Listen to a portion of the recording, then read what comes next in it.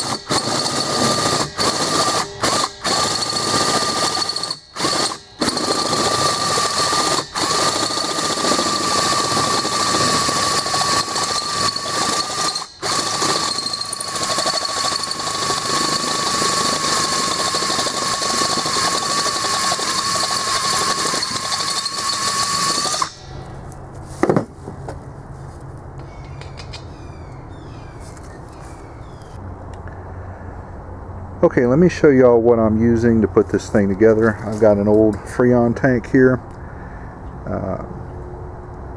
I've already drilled that out. This is just sitting in here. I used a 1/2-inch drill bit. After I cut that off, I've got that sitting there. I need to tack weld it. That is just a 1/4 inch by 2-inch nipple. I've got one of those. I've got one of those. I've got one of these little air things here, and I've got a valve. So those are the parts. Oh, and this right here, I guess, is the most critical and the most expensive part of it.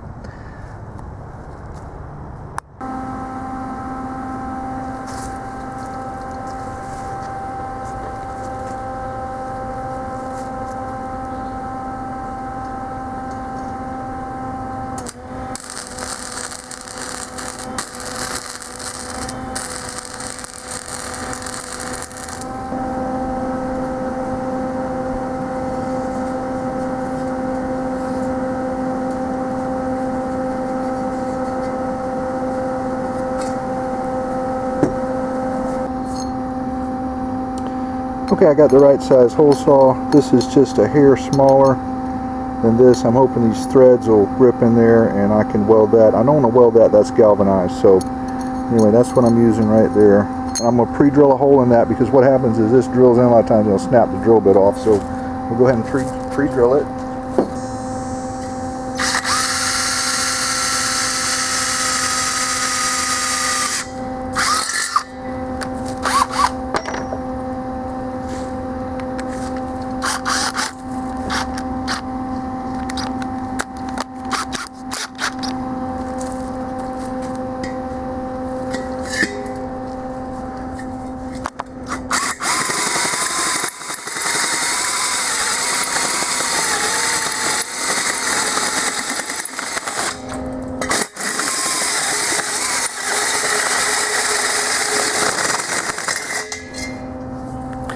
There we go. Didn't have a box of holes, so you got to do it the old-fashioned way. Okay, I had to ream out the hole a little bit with the hole saw, but I've got this, as you can see, where it is screwing in there. So that's what I need to hold it in there. And like I said, you don't want to weld this galvanized, just the steel, so be very careful. Okay, we just need to clean this up a little bit.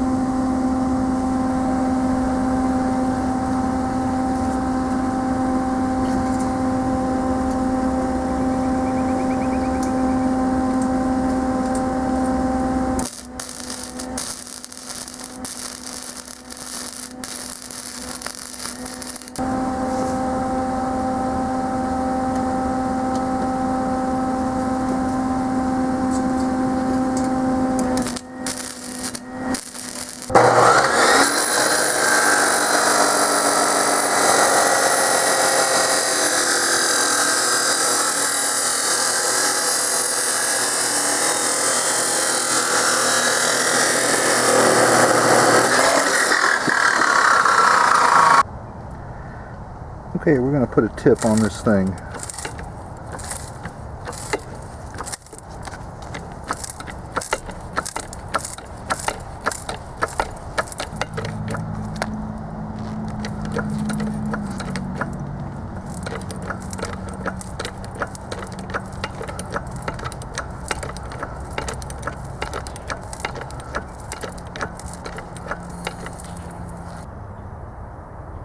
Okay, I need to paint the inside of this thing. What I'm going to do, they didn't have a cap, so I'm just going to put this 1/4 inch coupling on here and this little plug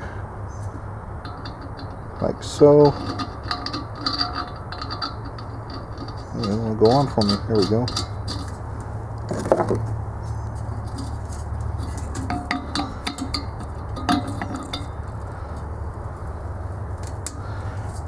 Okay, and what I'm going to do is stand this up. Of course, with that on there, it doesn't want to, of course, stand up, but I'm going to pour this paint down there and roll it around. So let's see if I can get it standed up. Okay, let's pour some of this Rust-Oleum in here. See how this is going to work out.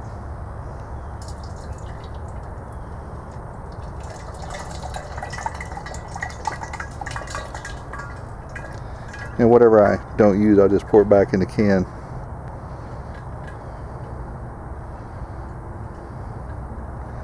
Guess that's good enough. Okay, let's get that rolled around. Okay, I'm just rolling this around, trying to get this all coated on the inside.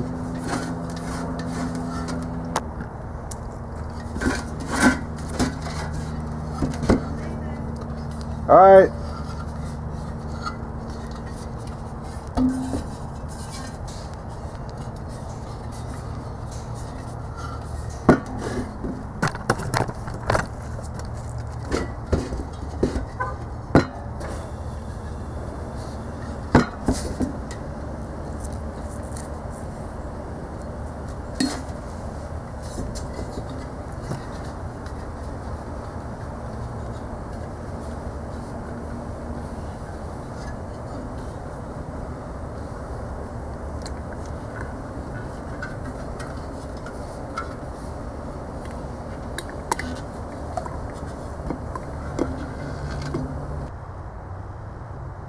Okay, I got it all put together.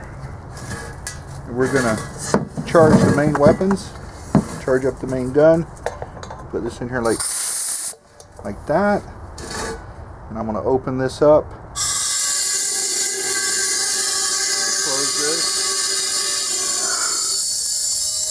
Now I don't have a gauge on this. I recommend if you build one that you don't use a Freon tank and that you use a tank made for compressed air, and you put a gauge on it with a safety valve. Okay, it should be charged. Alright, try number 2.